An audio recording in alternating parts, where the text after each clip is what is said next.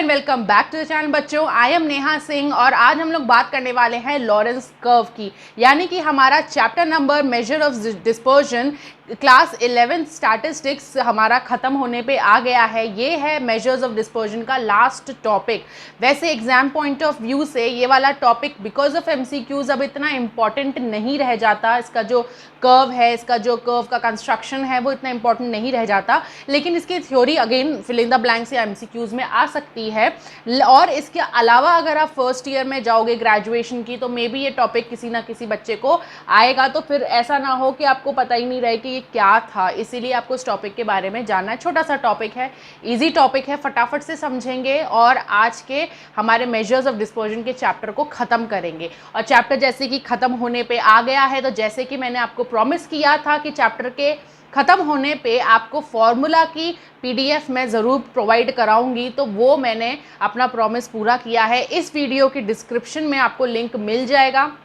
एक पेज का पीडीएफ है जिसमें कि मैंने मेजर्स ऑफ डिस्पर्जन के अच्छी तरीके से, बहुत ही अच्छे से मैंने एक ही पेज में उसको समराइज्ड करके बेस्ट से बेस्ट आपको फॉर्मूला की शीट प्रोवाइड करने की कोशिश करी है। तो वो आप डिस्क्रिप्शन में जाके लिंक से आप डाउनलोड कर सकते हो। तो अब आपके पास मेजर्स ऑफ सेंट्रल टेंडेंसी और मेजर्स ऑफ डिस्पर्जन के पीडीएफ फॉर्मूला आपके पास अवेलेबल हो गए हैं। तो अब आप जब भी प्रैक्टिस करोगे आपको कोई दिक्कत नहीं होने वाली है। आपको बुक्स में पेजेस पलटने की बार बार ज़रूरत नहीं है। आपके पास पीडीएफ है, ओपन करो, अपने क्वेश्चन सॉल्व करने बैठो और एक टाइम, और वो बहुत जल्दी आएगा। जैसे ही आप प्रैक्टिस करोगे शायद एक दो दिन के बाद आपको उस पीडीएफ की ज़रूरत भी ना पड़े। आपको इस तरीके से बाय हार्ट फॉर्मूले याद हो जाएंगे। ठीक है, तो चलिए शुरू करते हैं फिर आज का वीडियो। आप लिंक ज़रूर देख लीजिएगा और डाउनलोड वहाँ से कर लीजिएगा।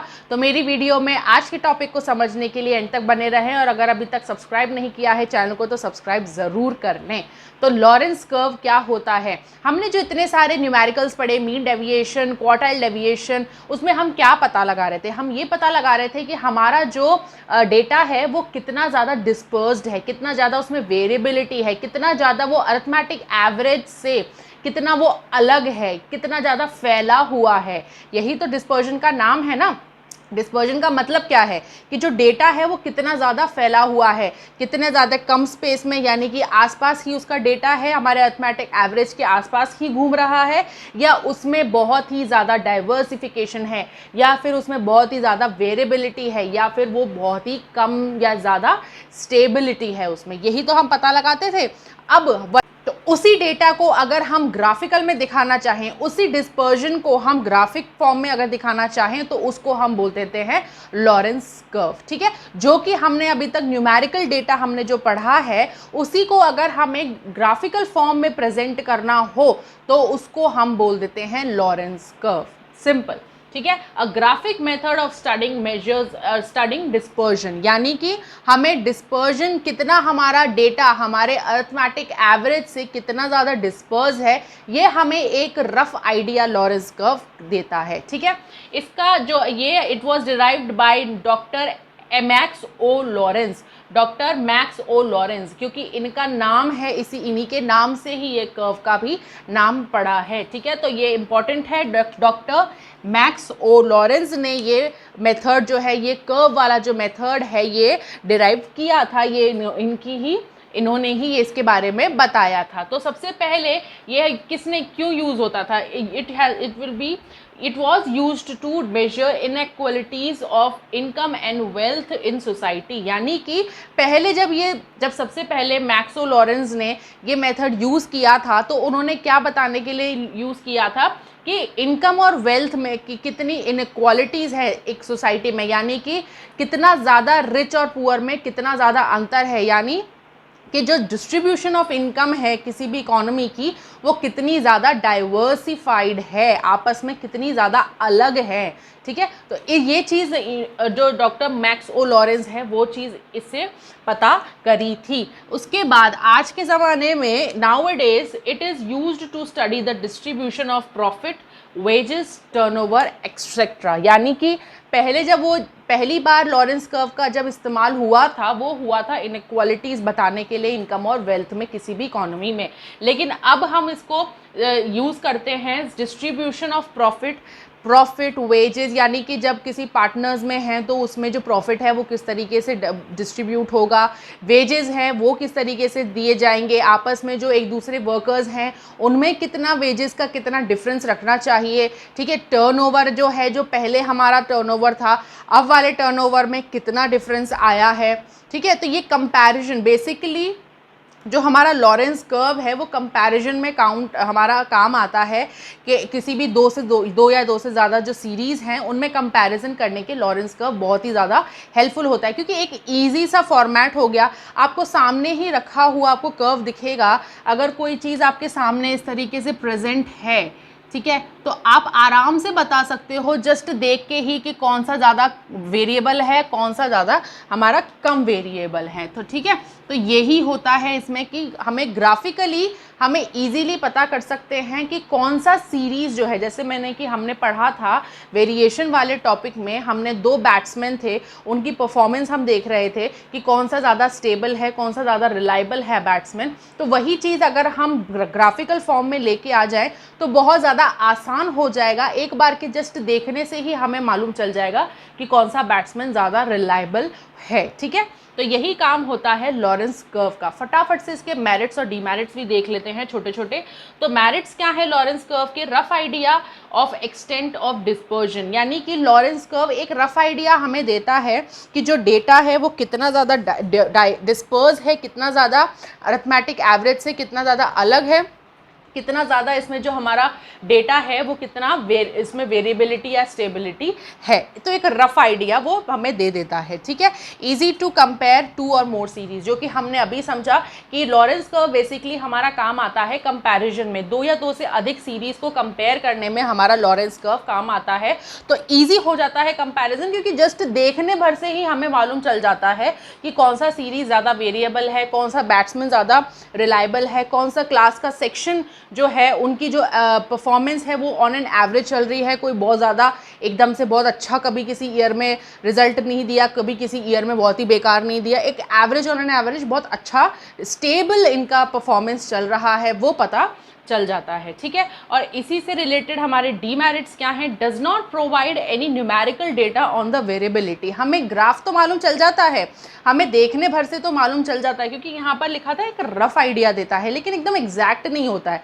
तो हमें कोई न्यूमेरिकल डेटा नहीं मिलता है कि अगर ये 2 सीरीज आपस में वेरिएबिलिटी है इनमें तो किस हद तक है, तो कोई न्यूमेरिकल डेटा नहीं है हमारे पास, जस्ट एक कर्व है, ठीक है। उससे हम देख के अंदाज़ा ये लगा सकते हैं कि हाँ ठीक है, मोर वेरिएबल कौन सा है, लेस वेरिएबल कौन सा है, लेकिन कितना वेरिएबल है, कितना उन दोनों में डिफरेंस है, वो एक एग्जैक्ट वैल्यू हमें नहीं पता चल सकती है कर्व से, ठीक है। और सेकेंड है हमारा डीमेरिट कि drawing Lawrence curve is very difficult, यानी कि लॉरेंस कर्व कोई ऐसे ही आके नहीं उसमें ड्रॉ कर सकता है कि कोई भी आके, इसके लिए बहुत ही एक्सपर्टीज़, एक परफेक्ट एक इकोनॉमिस्ट की ज़रूरत होती है। जैसे मीन मीडियन मोड तो ये है कि अगर हमें फॉर्मूला मालूम है, हमें स्टेप्स मालूम है, तो कुछ हद तक बाद में हम कर सकते हैं, लेकिन यहीं पर अगर लॉरेंस कर्व आ जाता है तो एक कर्व के बेस, हमें कर्व में अगर हमें पूरी इकोनॉमी की इनकम और वेल्थ दिखानी पड़े तो कितना ज़्यादा उसके लिए कितनी ज़्यादा एक्सपर्टीज़ हमें चाहिए वो आप खुद ही अंदाज़ा लगा सकते हो, ठीक है।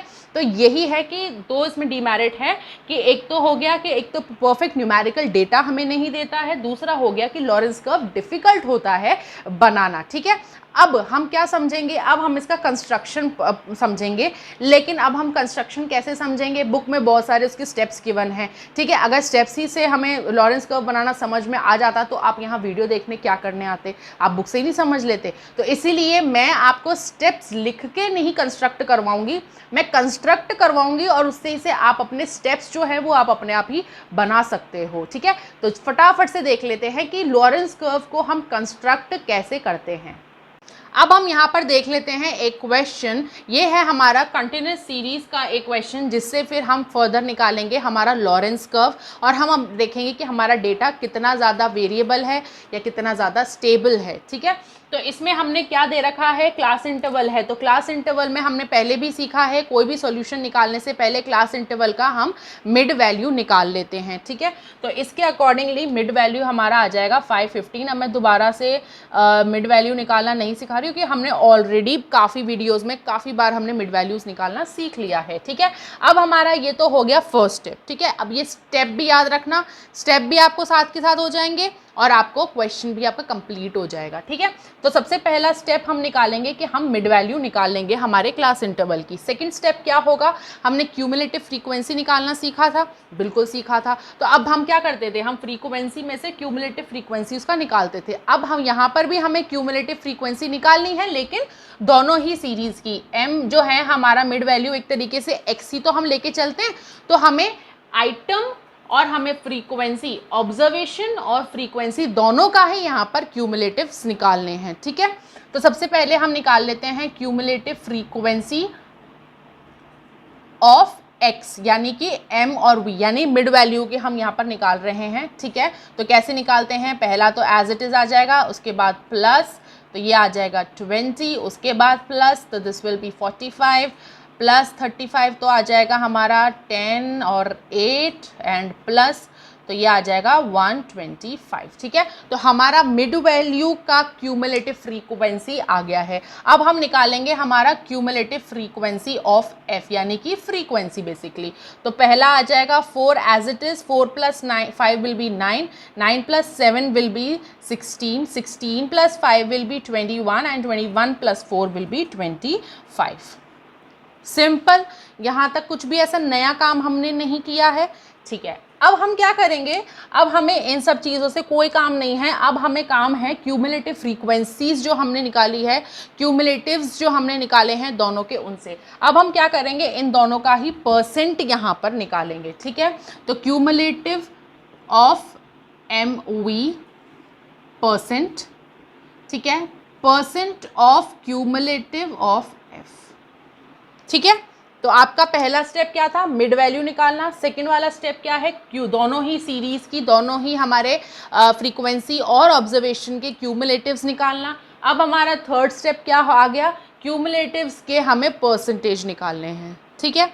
आगे आ जाओ, क्यों, परसेंटेज का सिंपल फॉर्मूला मैंने बताया हुआ है, जितना है जितने में से है इनटू 100, ठीक है।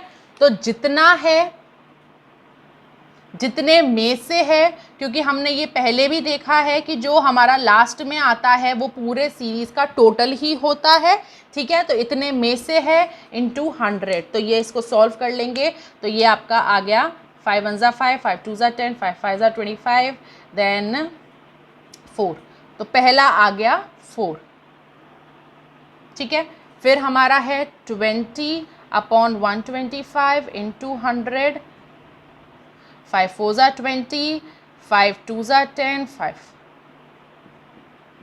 16, ठीक है। फिर आ गया 45, 5 9 ज़ा 36, ठीक है। देन 80/125 इंटू 100, 5 1 ज़ा 5, 6 25, 4, तो ये आ गया आपका 64। देन लास्ट तो 125, तो 125 तो ये आ जाएगा 100, ठीक है। तो ये हो गया आपका परसेंट ऑफ मिड वैल्यूज़, ठीक है, क्यूमुलेटिव्स ऑफ मिड वैल्यूज़। अब हम क्या निकालेंगे, अब हम निकालेंगे क्यूमुलेटिव फ्रीक्वेंसी, जो सीरीज़ है उसका हम निकालेंगे परसेंटेज। फॉर्मूला वही रहेगा, जितना है जितने में से है इनटू 100। तो इसमें हम पहले ले लेंगे 4, डिनोमिनेटर जितना है जितने में से है 25 में से है, और 4 25 इंटू 100 16, ठीक है। 9 25 इंटू 100 36, ठीक है। 16 4 ज़ार आ जाएगा 64, 21 4 ज़ार 84, और लास्टली 100,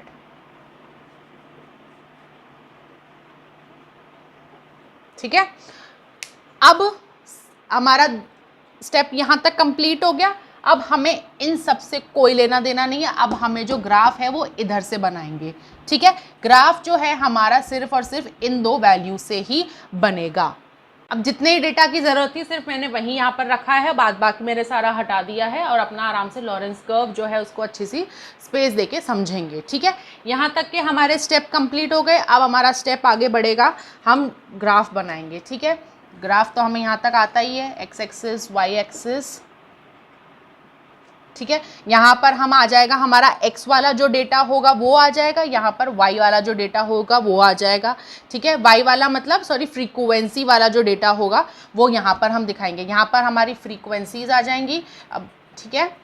और यहाँ पर हमारे ऑब्जर्वेशंस यानी कि जो x वाली जो आइटम्स होते हैं वो आ जाएंगे, ठीक है। चलो ठीक है, अब हमारा ये कहाँ से है, 0 से 100, 0 से 100, क्योंकि 100 तक, क्योंकि परसेंटेज है तो 100 तक तो आएगा ही आएगा, तो 0 to 100 का हम अपना बना लेते हैं, ठीक है। 0 वैसे तो यहाँ पर चलो 10, 20, 30, 40, 50, 60, 70, 80, 90 और लास्ट 100, ठीक है। इसी तरीके से यहाँ पर लानेंगे 0, 10, 20, 30, 40, 50, 60 और 100, ठीक है। ये हमारा हो गया एक और स्टेप। अब नेक्स्ट स्टेप हमारा क्या होगा, यहाँ पर हम एक लाइन बनाएंगे, लाइन ऑफ इक्वालिटी, ठीक है। लाइन ऑफ इक्वल डिस्ट्रीब्यूशन जो कि बनेगी 45 डिग्री की और इस तरीके से डायगोनल बन जाएगी। ये तो हमें आंख बंद करके सबसे पहले बनाने दी है, ठीक है। लाइन ऑफ इक्वल डिस्ट्रीब्यूशन, इसका मतलब क्या है, क्या है ये line of equal distribution. Line of equal distribution ये है, कहती है कि अगर हमारा डेटा यूनिफॉर्म होता तो हमारी जो लॉरेंस कर्व है वो कुछ इस तरीके से आनी चाहिए थी, ठीक है। यानी कि अगर हमारा अरिथमेटिक एवरेज के हिसाब से ही हमारा डेटा बिल्कुल सही आता, उसमें कोई वेरिएबिलिटी नहीं होती, उसमें कोई डिस्पर्जन नहीं होता, वो बिल्कुल यूनिफॉर्म होता, तो वो इस तरीके से बनकर आता, ठीक है। लेकिन क्योंकि हमारा जो एक्चुअल डेटा जो अब हम बनाएंगे वो हमारा एक्चुअल डेटा होगा जो इससे बेस्ड होगा, तो जितना वो इससे दूर होगा उतना ही ज़्यादा हम बता पाएंगे कि हमारा जो डेटा है वो हमारा कितना ज़्यादा इनइक्वल है, कितना ज़्यादा डिस्पर्स्ड है, ठीक है। समझते हैं इसको बना के। सबसे पहले है जब हमारा मिड वैल्यू 4 पे था तो हमारी फ्रीक्वेंसी 16 पे थी। मिड वैल्यू जब 4 पे था, समवेयर अराउंड हम यहाँ पर लेके चलते हैं, और 16 और 16, ठीक है। तो पहला हो गया, थोड़ा सा और इसको हम समवेयर इधर, ठीक है। फिर 16 पे था तो 36, 16 पे था तो 36, फिर 36 पे है तो 64, 36 पे है तो 64, 64 पे 84, 64 पे 84 और 100 पे तो 100 है ही है, यानी कि 100 पे 100, ठीक है। तो ये कुछ हमारा जो लाइन ऑफ इक्वल डिस्ट्रीब्यूशन है वो ऐसी आनी चाहिए कि 100 पे तो यहाँ पर आके मीटअप हो ही जाए, ठीक है। ऐसे इसका डायगोनल शेप आएगा, परफेक्ट। अब हम इन डॉट्स को जोड़ देंगे,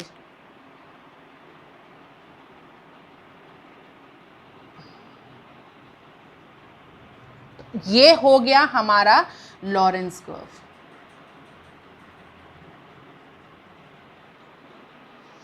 अब देखो, जो इनके बीच का ये डिफरेंस है ना, ये हमें बताता है जितनी इस लाइन से लॉरेंस कर्व हमारी दूर रहेगी उतना ही हमारा डेटा जो है वो इनइक्वल है, उतना ही हमारा डेटा जो है वो डिस्पर्स्ड है, वेरिएबिलिटी है उसमें, ठीक है।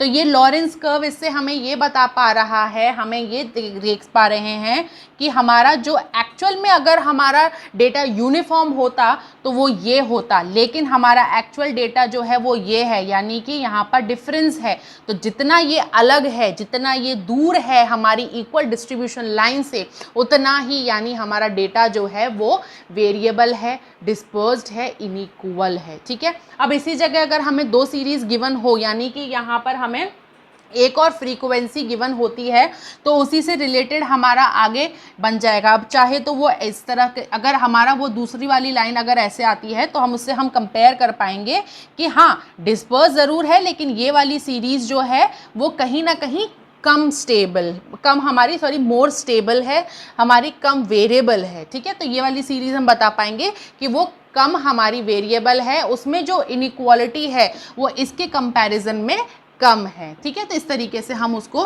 कंपेयर कर पाएंगे। तो ये था बच्चों आपका लॉरेंस कर्व। अब इससे हमने क्या किया, हमने कंस्ट्रक्ट भी कर लिया और इससे हमारे जो वो बोरिंग से स्टेप्स थे जो हमें बहुत डिफ़िकल्ट लग रहे थे वो भी हमारे कंप्लीट हो गए बहुत ही अच्छे तरीके से। ठीक है बच्चों, तो इस तरीके से हमारा लॉरेंस कर्व जो है वो बनकर आ जाएगा। आसान है, छोटा सा टॉपिक है, कुछ इसमें बहुत ज़्यादा ऐसे डिफ़िकल्ट नहीं है, इसका बस बना के रखते हैं कि लॉरेंस कर्व है, लॉरेंस कर्व है।